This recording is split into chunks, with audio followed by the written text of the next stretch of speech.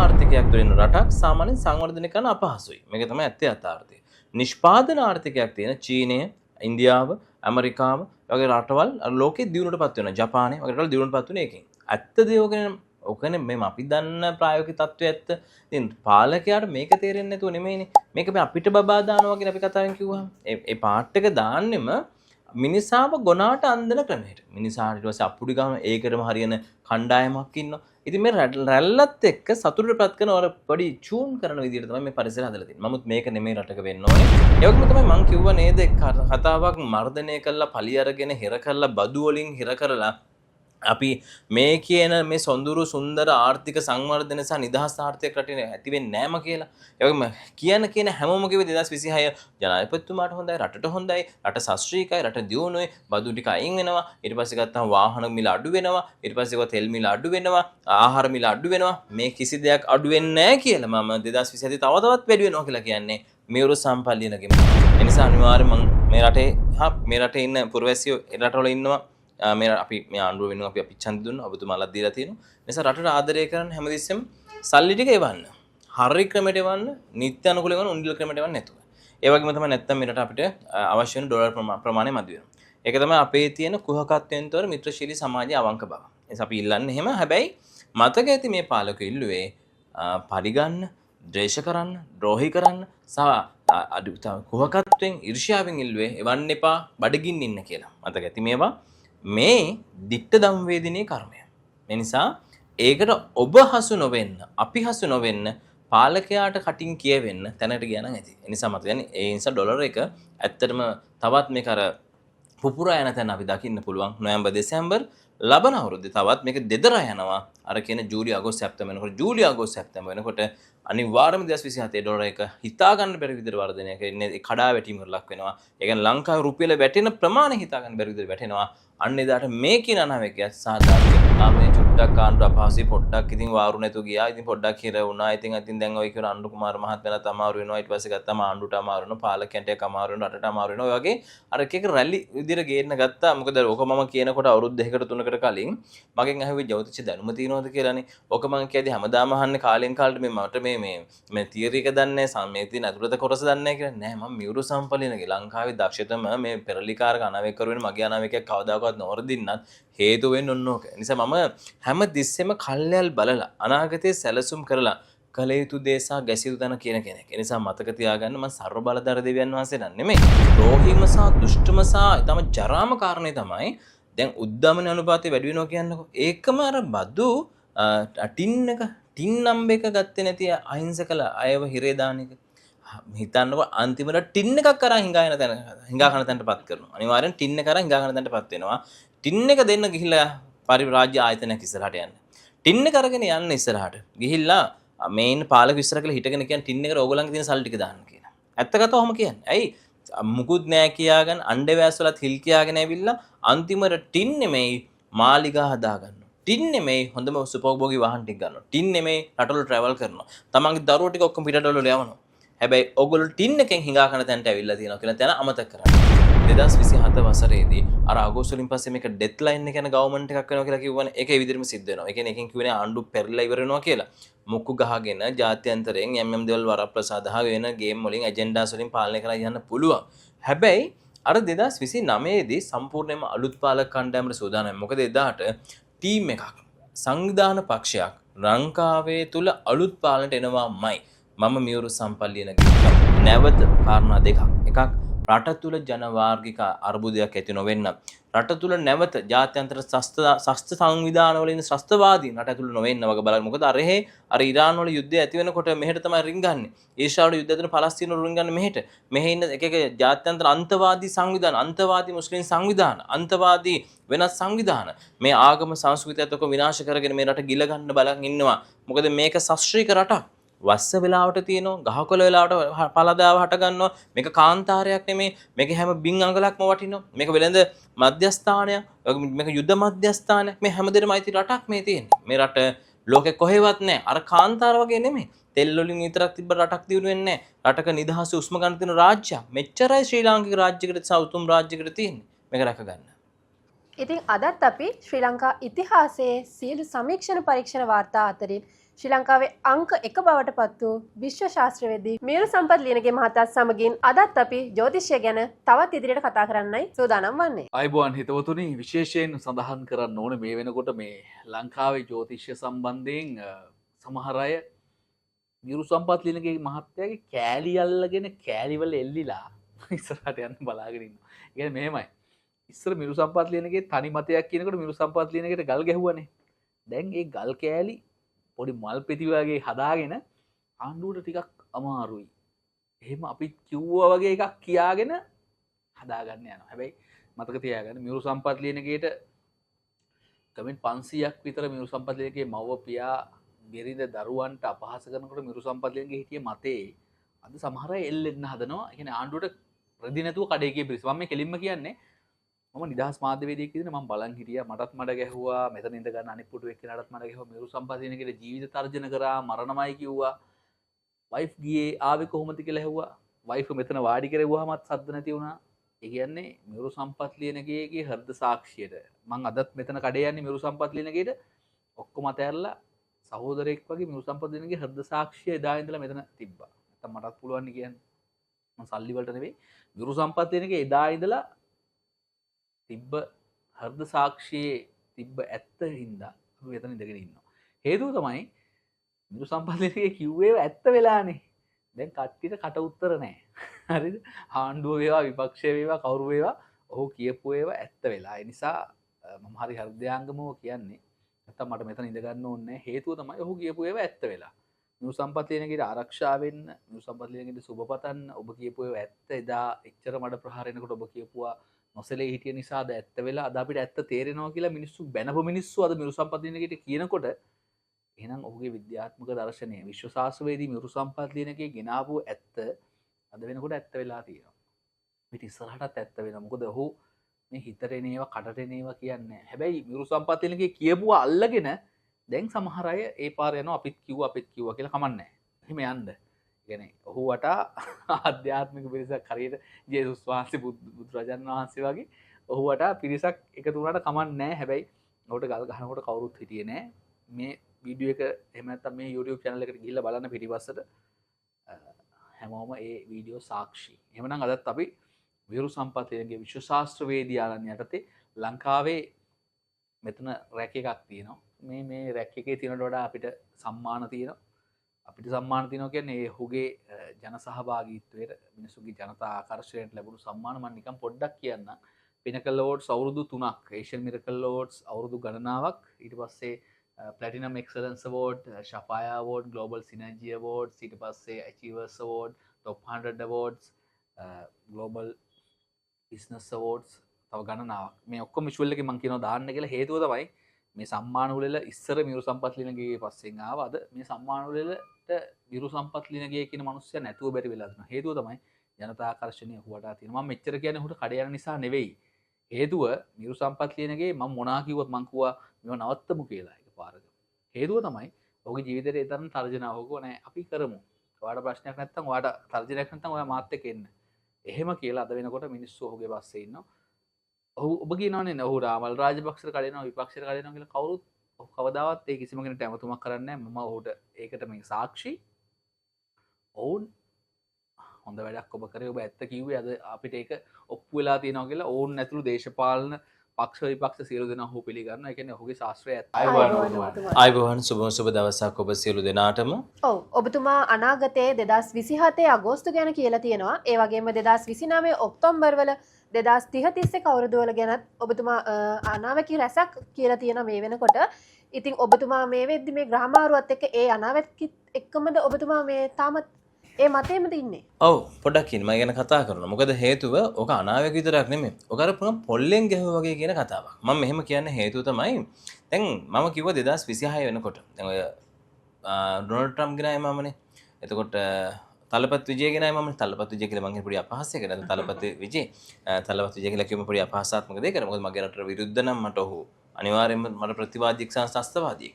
ඒ වගේම තමයි යම් විදියකින් ඊට පස්සේ දැන් ඔය දිට්ටුව ගෙනාවෙත් මමනේ. ඊට කලින් දිට්ටුව ගෙනාවෙත් මම. ඊට පස්සේ දැන් මේ 2026 වසරේ ආර්ථික අර්බුදය මැයි ජූනි ජූලි අගෝස්තු සැප්තැම්බර් ඉඳන් දිගට ඇති වෙන ආර්ථික අර්බුදය ලංකාවේ බැංකු සංචිතවල තියෙන ප්‍රමාණය වෙනස් වීම ඒ වගේම ඩොලර් එකේ අග වෙනස් වීම ඔය ටික ගෙනාවත් මමනේ ඉතින් ඒ නිසා මේ මතක තියාගන්න මම 2027 ගැන කියපුවත් 2029 ගැන කියපුවත් 2031 ගැන කියපුවත් ඒ විදිහටම සිද්ධ වෙනවා මොකද මම මේවරු සම්පත් ලියනගේම තමයි හරි ලංකාවේ හැමෝම පියුරු සම්පත් ලියනගේ සමහර ලේබල් කරන්න හදනවා මේ දේශපාලන අනාවක විතරක් කියන එක මතක තියාගන්න දේශපාලන අනාවක කියන්නේ මේ රටේ ඔක්කොම ඩිපෙන්ඩ් වෙන්නේ එහෙම නැත්නම් මේ රටේ ඔක්කොම තියෙන්නේ දේශපාලනයත් එක්ක හේතුව තමයි රට බාරගත්තොත් මුග්ධයෝ ටිකක් රට බාරගත්තොත් මෝඩයෝ ටිකක් ඔවුන් රටේ මිනිස්සු අගාධයටම අරගෙන යනවා ඒක තමයි වෙන මිනිස්සුන්ගෙන් වියුක්තව මියුරු සම්පත් වෙනගේ දේශපාලන අනාවක කියන්නේ මොකද රට තීරණය කරන්නේ රටේ බුද්ධිමත් පාලකයෝ ඒක තමයි ඇත්ත කතාව දේශපාලනෙන් තොර මිනිස්සෙක්ගේ අනාගතයක් නැහැ හැබැයි මේ 15 මේ ග්‍රහ මාරුවක් සිද්ධ වෙනවා. හරිද? ඊට පස්සේ මේ 11 මේ 14 ගුරු කටකයට යනවා විවිධ දවස්වල මේ කියන්නේ මේ ග්‍රහ මාරුත් එක්ක දැන් ඔබට ප්‍රශ්නයක් තියෙනවා ඔබ සමහර කෙනෙක් ප්‍රශ්න කරන්න උත්සාහ කරනවා මිරු සම්පත් ලියන ගේගේ ජ්‍යොතිෂ්‍යමය දැනුම. ජ්‍යොතිෂ්‍යමය දැනුමට එහා ගිය විශ්ව ශාස්ත්‍ර වේදී දැනුමක් ඔහුට තියෙනවා කියලා ඔප්පු කරන්න අපි එකින් එක ග්‍රහ මාරු වලට අදාළව රටට ඔබට වෙන්නේ මොකද කියලා ඔහුගෙන් අහමුකෝ. එතකොට ඔබට තේරෙයි මිරු සම්පත් ලියන ගේ කියන්නේ මේ ආවට ගියාට කට කහනවට කතා කරන මිනිස්සෙක් නෙවෙයි කියලා. අපිට කියන්නකෝ මිරු සම්පත් මත මේ ග්‍රහ මාරු. අනිවාර්යයෙන්ම. මොකද මේ හොඳම ග්‍රහ මාරුවම තමයි ලංකාවේ මුලින්ම සිදු වෙන ධර්මමය මෑතයුගේ ඔය සෙනසුරුගේ වෙනස් වීම. දැන් සෙනසුරු ආවන මීනියට 2025 වසරේ මාර්තු මාස 29 වෙනිදා ඒ පැමිණීම සිදුවීමත් එක්ක සිද්ධ වුණේ මං කියන්නේ මාළුවගේ රාශියේදී මීන රාශියේදී කට නිසා පාලකෝ එක දිගට වැල නොකඩි කට නිසා නැහිනවා කියන තැන සාහිත්‍ය අමතර කරන මං ඒකම ඉතා විශාල ප්‍රශ්නාර්ථයකට මුහුණ දෙනවා ඒ තමයි 2026 වෙනකම්ම සම්පූර්ණයෙන්ම මේ ගෙවන්නේ සෙනසුරු ග්‍රහය සම්පූර්ණයෙන්ම ජලජ රාශිය මින රාශිය වගේ නීති ස්ථානය හා ජාත්‍යන්තර සම්බන්ධතාවල ඇති වෙන පීඩනකාරකතාවයත් එක්ක කියලා. එතන ඩොනල්ඩ් ට්‍රම්ප්ගේ සංක්‍රාන්තිකත් මම අදහස් කළේ කොනේ ලංකාව දේශයට ට්‍රම්ප් හැරිලා කරන පීඩා ටික ඒ අර්බුදයේ ආර්ථික අර්බුදය ඇති වෙන විදිහත් ඊට අමතරව මම කිව්වා දැන් මේ මෑත කාලන වශයෙන් ගත්තාම මේ මැයි මාසයේ විශේෂයෙන් මැයි මාසයේදී අපිට මැයි 15 වෙනිදා සිදු වුණා මේ වෘෂභයට ගියා සම්පූර්ණයෙන්ම රවි ග්‍රහ මාරුවීම. ඊට පස්සේ එතනින් වුණා ජුනි 15 දක්වා මේ රවි මාරුව තියෙනවා. දැන් ඒ නිසාම තමයි මේ යම් හේකින් අර ආර්ථික අර්බුදකාරී භාවයක් තදින්ම දැනෙන සීමාවක් එතනට එකතු වුණේ. ඉතින් ඊට පස්සේ ආපහු යම් විදිහකින් මැයි 11 වෙනිදා සිදු වුණා කුජ මාරුවීමක්. ඉතින් කුජ ග්‍රහය පැමිණියා සම්පූර්ණයෙන්ම මේෂයට. ඒතකොට මේෂයට එනකොට අපි දන්න මීනේ මේෂයට ආපු තැන ඉඳන් අනාගතේ ජූනි 21 වෙනිදා එනවා වෘෂභයට. ඊට පස්සේ එනවා හරියටම 2026 වසරේ මැයි මාස 29 වෙනිදා බුධ එනවා. ඉතින් මේ මිතුනේට මේ තත්වයන් එක තමයි ලෝකේ පෙරලීන් අලුත් වෙන්නේ. අලුත් බලයන් වෙනස් වෙන්නේ. ඒකම තමයි මැයි 14 වෙනිදා සිකුරු ග්‍රහයාගේ වෙනස් වීම මිතුනේට. ඉතින් මේ වගේ අවස්ථාත් එක්ක දැන් ඊළඟට ඉදිරියේදී ජූනි මාසයේ 2 වෙනිදා දවසේදී එනවා කටකයට ගුරු ග්‍රහය. ඉතින් මේ පැමිණීම එක්ක දැන් ගොඩාක් දෙනෙක් කියන්න ගත්තා දැන් ටික පොඩ්ඩක් ඇහෙන්න ගත්ත කනින් කොනෙන් මේ චුට්ටක් ආණ්ඩුව අපහසුයි පොඩ්ඩක් ඉතින් වාරු නැතු ගියා. ඉතින් පොඩ්ඩක් හිර වුණා. ඉතින් දැන් ඔය කියන අනුර කුමාර මහත්මයාට අමාරු වෙනවා. ඊට පස්සේ ගත්තාම ආණ්ඩුවට අමාරු වෙනවා. පාලකයන්ට අමාරු වෙනවා. රටට අමාරු වෙනවා. ඔය වගේ අර එක රැලි විදිහට ගේන්න ගත්තා. මොකද ඔක මම කියනකොට අවුරුදු 2කට 3කට කලින් මගෙන් ඇහුවේ ජ්‍යොතිෂ දැනුම තියෙනවද කියලානේ. ඔක මම කියදී හැමදාම අහන්නේ කාලෙන් කාලට මට මේ තියරි එක දන්නේ මේ තියෙන අතුලත කොටස දන්නේ කියලා. නෑ මම මියුරු සම්පලිනගේ ලංකාවේ දක්ෂතම මේ පෙරලිකාරක අනාවේක කරුවෙන මගේ අනාවේකයක් කවදාකවත් නොවරදින්නත් හේතු වෙන්නේ ඔන්න ඕක. නිසා මම හැම තිස්සෙම කල්යල් බලලා අනාගතේ සැලසුම් කරලා කල යුතු දේ සහ ගැසිය යුතු තැන කියන කෙනෙක්. ඒ නිසා මතක තියාගන්න මම සර්ව බලධාර දෙවියන් වහන්සේ නෙමෙයි. හැබැයි මේ ග්‍රහ මාරුවීම් චලිතයන් එක බලද්දී 2027 වසරේදී අර අගෝස්තු වලින් පස්සේ මේක ඩෙඩ්ලයින් එක යන ගවර්න්මන්ට් එකක් වෙනවා කියලා කිව්වනේ. ඒක ඒ විදිහටම සිද්ධ වෙනවා. ඒ කියන්නේ එකෙන් කිව්වනේ ආණ්ඩු පෙරලා ඉවර වෙනවා කියලා. මුක්කු ගහගෙන ජාත්‍යන්තරයෙන් යම් දේවල් වරප්‍රසාද වෙන ගේම් වලින් ඇජෙන්ඩාස් වලින් පාලනය කරලා යන්න පුළුවන්. හැබැයි අර 2029 දී සම්පූර්ණයෙන්ම අලුත් පාලක කණ්ඩායමට සූදානම්. මොකද එදාට ටීම් එකක් සංවිධාන පක්ෂයක් ලංකාවේ තුල අලුත් පාලනට එනවාමයි. මම මියුරු සම්පල්ලියනගේම තමයි. ඒක ඔය ජනරල් එන තැන කියද්දී මම කොහොම රාජපක්ෂතුන්ගේ බලය වැඩි වෙනවා කියලා නාමල් රාජපක්ෂ අනාගතේ ජනාධිපති වෙනවා කියලා කිව්වහම ඔය කියන කතාව කියද්දී බොහෝ දෙනෙක් මුලින් බැන්නනේ. දැන් ගිහලා නාමල් රාජපක්ෂත් එක්ක ගිහලා හිට ගන්නවනේ. එහෙනම් ඔය වෙලා තියෙන මොකක්ද මම අද දැක්ක දේ අනාගතේ සිද්ධ වෙනවා.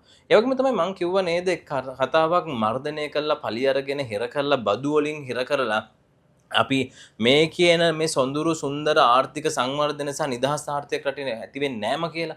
ඒ වගේම කියන හැමෝම කිව්වේ 2026 ජනාධිපතිතුමාට හොඳයි රටට හොඳයි රට ශාස්ත්‍රීයයි රට දියුණුවයි බදු ටික අයින් වෙනවා ඊට පස්සේ ගත්තාම වාහන මිල අඩු වෙනවා ඊට පස්සේ තෙල් මිල අඩු වෙනවා ආහාර මිල අඩු වෙනවා මේ කිසි දෙයක් අඩු වෙන්නේ නැහැ කියලා මම 2027 තව තවත් වැඩි වෙනවා කියලා කියන්නේ මේවරු සම්පල්ලියනගේම තමයි.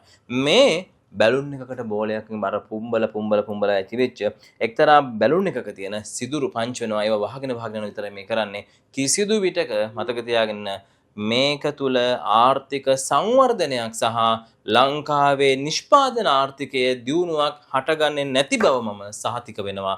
හේතුව මේ යන රැල්ල මේ යන රාමුව තුල තියෙන්නේ මර්ධනය පරිගැනීම සහ ඊට අමතරව එක්තරා විදිහකින් කත් ඇදීම විතරයි ජාත්‍යන්තර සංවිධාන සතුටු කරන තැන විතරයි තියෙන්නේ. එතනින් එහාට අපිට රටක හෝ දරුවන්ගේ හෝ මේ ජන ව්‍යුහය තුළ සංවර්ධනයක් හා සාමූහික එකමුතු ආදරණීය සමාජයක් නම් ගොඩනැගෙන්නේ නැති බව මම මේ කිව්වා කියලා ලියලා අරන් තියාගන්න. ඔව් ඒ වගේම මේ වෙනකොට ඩොලර් එක ස්ථාවරයක තියෙනවා වැටීමක් සිදු වෙලා නැහැ නේ තාම. මෙහෙම දෙයක් තියෙනවා ඩොලර් එක ස්ථාවරයක තියෙනවා කියන කාරණේ කියනකොට ඉතින් අපිට පේන දේනේ ඔය අපිට දැන් ස්ථාවර නම් වෙන්නේ නැහැ කවදාක ලංකාවේ සම ලංකාව වගේ මේ අපි කියමුකෝ මේ රටක විශේෂයෙන් මේ නිර්ධන පන්තික රටක් විශේෂයෙන්ම වගේ තමයි තාම සැරෙන් සැර විචාරයට පත් වෙන සංවර්ධනය පවතින රටක කොයිලක්වත් සාමාන්‍ය ඩොලර් එක ස්ථාවර නම් වෙන්නේ නැහැ. එන්න වැඩිවීමක් සහ දිගට වැඩි වෙන ප්‍රමාණයට සාපේක්ෂව අඩුවීමක් වෙන්නේ. ඒක තමයි ලංකාවේ තියෙන සිස්ටම් එක. මේ වැඩි වෙන ප්‍රමාණය අපි කියමු 100ක් වැඩි වුණොත් අපි යන්නේ අඩු වෙන්නේ උතනින් 50ක් 40ක් වගේ පුංචි ප්‍රමාණයක් විතරයි. ඒ වගේ තමයි දැන් මේ වෙලා තියෙන්නේ. මතක ගන්න ඩොලර් එකට දැන් ගහලා තියෙන පුංචි මොක්කුවක්. ඇණයක් ගහගෙන අල්ලන් ඉන්නවා. හරි යන්න දෙන්නේ නැහැ. දැන් ඩොලර් ටික ඉතින් පිටට ඉන්න සමාජිකයෝ හැමෝම උන්ඩියල් ක්‍රමයට නැතුව අවංක ක්‍රමයට ඩොලර් ටික රටට දාන්න. මොකද ඔයගොල්ලොන්ට අවශ්‍ය පරිපාලනය මේ තියෙන්නේ. ඒ නිසා අනිවාර්යයෙන් මම මේ රටේ ඉන්න පුරවැසියෝ ඒ රටවල ඉන්නවා. අපි මේ ආණ්ඩුව වෙනුවෙන් අපි ඡන්ද දුන්නා. ඔබතුමාලා දීලා තියෙනවා. ඒ නිසා රටට ආදරය කරන්න හැමදෙස්සෙම සල්ලි ටික එවන්න. හරි ක්‍රමයට එවන්න. නිත්‍ය අනුකූලව එවන්න උන්ඩියල් ක්‍රමයට එවන්න නැතුව. ඒ වගේම තමයි නැත්තම් මේ රට අපිට අවශ්‍ය වෙන ඩොලර් ප්‍රමාණය මදි වෙනවා. ඒක තමයි අපේ තියෙන කුහකත්වයෙන් තොර මිත්‍රශීලී සමාජයේ අවංක බව. ඒ නිසා අපි ඉල්ලන්නේ එහෙම. හැබැයි මතක ඇති මේ පාලක ඉල්ලුවේ පරිගන්න, ද්වේෂ කරන්න, ද්‍රෝහී කරන්න සහ කුහකත්වයෙන් ඊර්ෂ්‍යාවෙන් ඉල්ලුවේ එවන්න එපා බඩගින්න ඉන්න කියලා. මතක ඇති මේවා මේ දික්ට දම්වේදිනේ කර්මය. මේ නිසා ඒකට ඔබ හසු නොවෙන්න, අපි හසු නොවෙන්න පාලකයාට කටින් කියවෙන්න තැනට ගියා නම් ඇති. ඒ නිසා මත කියන්නේ ඒ නිසා ඩොලර් එක ඇත්තටම තවත් මේක අර පුපුරා යන තැන අපි දකින්න පුළුවන්. නොවැම්බර් දෙසැම්බර් ලබන අවුරුද්දේ තවත් මේක දෙදරා යනවා. අර කියන ජූලි අගෝස්තු සැප්තැම්බර් වෙනකොට ජූලි අගෝස්තු සැප්තැම්බර් වෙනකොට අනිවාර්යයෙන්ම 2027 ඩොලර් එක හිතා ගන්න බැරි විදිහට වර්ධනයක් වෙන්නේ. ඒ කඩා වැටීමකට ලක් වෙනවා. ඒ කියන්නේ ලංකාවේ රුපියල වැටෙන ප්‍රමාණය හිතා ගන්න බැරි විදිහට වැටෙනවා. අන්න එදාට මේ කියන අනාවැකිය සාධාරණ වෙයි. මේ තාම මේ ඩොලර් එක කවුරු හරි කියනනම් බොරුවක්. අපි දන්න ඉකෝන් එක අපි දන්න ආර්ථික විද්‍යාව මම නැවත කියන්නේ. අපි මේකෙන් බොරුවක්. මේක මේ හංගගෙන හංගල ගහන දෙයක් විතරයි.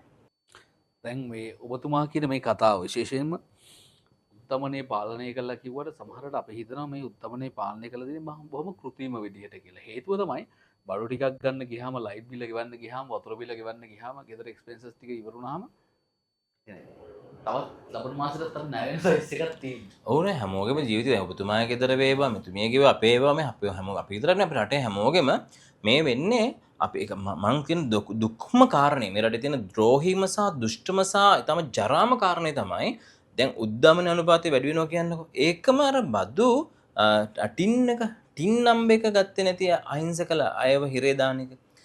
හිතන්නකො අන්තිමට ටින් එකක් කරා හිඟා කන තැනටපත් කරනවා. අනිවාර්යෙන් ටින් එක කරා හිඟා කන තැනටපත් වෙනවා. ටින් එක දෙන්න ගිහිල්ලා පරිරාජ්‍ය ආයතනයක් ඉස්සරහට යන්න. ටින් එක අරගෙන යන්න ඉස්සරහට. ගිහිල්ලා මේන් පාලක ඉස්සර කියලා හිටගෙන කියන ටින් එකට ඕගොල්ලන්ගේ තියෙන සල්ලි ටික දාන්න කියලා. ඇත්ත කතාව ඔහොම කියන්නේ. ඇයි මුකුත් නෑ කියාගෙන අණ්ඩවැස් වලත් හිල් කියාගෙන ඇවිල්ලා අන්තිමට ටින් නෙමෙයි මාලිගා හදාගන්නවා. ටින් නෙමෙයි හොඳම සුපෝභෝගී වාහන ටික ගන්නවා. ටින් නෙමෙයි රටවල ට්‍රැවල් කරනවා. තමන්ගේ දරුවෝ ටික ඔක්කොම පිටරටවල යවනවා. හැබැයි ඔයගොල්ලෝ ටින් එකෙන් හිඟා කරන තැනට ඇවිල්ලා තියෙනවා කියලා තැන අමතක කරන්න එපා. මේ වෙලා තියෙන එකම දේ තමයි මේ රටේ වෙලා තියෙන්නේ අවංක පරිපාලනයක් නැහැ. මේක කොතන හෝ තැනක වැරදෙනවා. ඒ වරදින තැන තේරුම් ගන්න ඕනේ එකම දේ අපි අතර මේ අපි කතා කරන අපි අතරත් සාමූහික බව, මිත්‍රතාවය, ලෙන්ගතුකම, ආදරණීයත්වය සහ අවංක බව. මේ කාරණා ටික නැති තැන දුෂ්ට පරිපාලකව අපි තීරණය කරනවා අපේ දුෂ්ට පාලකයන්ව නායකත්වයට පත් කරගන්නවා. ඒ නිසා ඒ වරදට ඔබේ උපන් දරුවා, නූපන් පරම්පරා ඔක්කොම ටික බිලි වෙනවා විතරයි වෙන්නේ. ඒ නිසා හොඳම දේ තමයි මේකෙන් මිදෙන්න නම් අපි දැන් සැලසුම් කරන තම තමන්ගේ ආර්ථිකය හදද්දී මේ රටේ ඉන්න පාලකයන්ට හේතු ගන්නන්න එකම කාරණය පලිගැනීම, ක්‍රෝධය, වෛරය, ඊර්ෂ්‍යාව, ඒ වගේම තමයි රටට ජාත්‍යන්තර පාවා දෙන අර ත්‍රස්තවාදීන් උලුප්පලා ඔවුන්ගේ පැත්තට කත් ඇදලා ඔවුන්ගේ පැත්තෙන් හිටගෙන මේ රටේ ඉන්න වීරයන් මර්ධනය කරන ඊට අමතරව ගත්තම ඩයස්පොරා වල නටන සහ ඊළම් වල විදිහට නටන සහ අපේ තියෙන ජාතිකත්වය විනාශ කරන ඒකම සංස්කෘතිය විනාශ කරන ඒ ආගම දහම විනාශ කරන ඒ ඇතුළත ගේම් වලින් මුදවා ගන්න තැනට කොහොම හරි පත් කරගන්න ඔබේ පාලකයා නැත්තම් ඔබේ පාලකයා මතක තියන්න අපිට තාම කෙනෙක් මම හැමදෙස්සම කිව්ව දෙයක් තමයි අපිට දුරින් අපි දන්නේ නැති කෙනෙක් මැරලා වීඩියෝ එකක් දැක්කොත් අපිට පොඩි වේදනාවක් දෙනවා නෑ පවුනේ කියලා හිතෙන්නේ. හැබැයි අපි දන්න කෙනෙක් මැරුණා ටිකක් වේදනාව වැඩිපුර දැනෙනවා. අපේම කෙනෙක් මැරුණා අධිකසෙන් වේදනාවක් දැනෙනවා. සහ සමීපතම තවත්ම ළඟම කෙනා මැරුණා ඒ වේදනාව උහුලා ගන්න බැරි තැන අඬා වැළපෙනවා. ඒ වගේ ජීවිතේ මේ නිරැල්ල මෙතනට. ඒ නිසා මේවා අනාවැකි නෙමෙයි මේ ග්‍රහ මාරුවීමක් යනකොට තේරුම් ගන්න සෙනසුරු ටික ටික එන්නේ මීනෙන් අරබංක මේෂයෙන් වෘෂභයට මෙහෙම එනකොට තමයි පද්ධතිය උග්‍ර වෙන්නේ. නිසා නැවත කාරණා දෙකක්. එකක් රට තුල ජනවාර්ගික අර්බුදයක් ඇති නොවෙන්න. රට තුල නැවත ජාත්‍යන්තර ශස්ත්‍ර සංවිධාන වල ඉන්න ශස්ත්‍රවාදීන් රට තුල නොවෙන්න වගේ බලන්න. මොකද අර ඉරාන් වල යුද්ධය ඇති වෙනකොට මෙහෙට තමයි රින්ගන්නේ. ඊශ්‍රායල යුද්ධය ඇතුළේ පලස්තීන වල රින්ගන්නේ මෙහෙට. මෙහෙ ඉන්න එක ජාත්‍යන්තර අන්තවාදී සංවිධාන, අන්තවාදී මුස්ලිම් සංවිධාන, අන්තවාදී වෙනස් සංවිධාන මේ ආගම සංස්කෘතියත් ඔක්කොම විනාශ කරගෙන මේ රට ගිල ගන්න බලන් ඉන්නවා. මොකද මේක ශාස්ත්‍රීය රටක්.